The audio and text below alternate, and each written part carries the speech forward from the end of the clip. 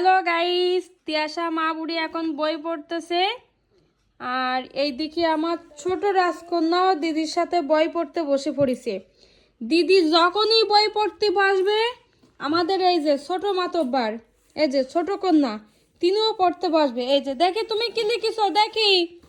ওরে বাবা রে, কত সুন্দর করে লিখেছে, অনেক সুন্দর হয়েছে। দেখি দেখি কে লিখেছে, দেখি দেখি দেখি, বলি বাবারে, শোনা লিখেছি। দেখি দিদির হাতে লেখা কেমন হচ্ছে। ওই তো সুন্দর, সুন্দরবনে বাঘ। দিদি যখনই বই পড়তে বসবে, ইনার মাথা গরম হয়ে যাবে, ইনিও বই খাতা নিয়ে পড়া শুরু করে দেবে। এই যে হাবি জাবি লিখেছে, দিদির বই পড়তে দেখলে খাতা কলম টানি ছিঁড়ে ও লেখা শুরু করে দেয়। দিদির হাতে একটা লিখে দিচ্ছে।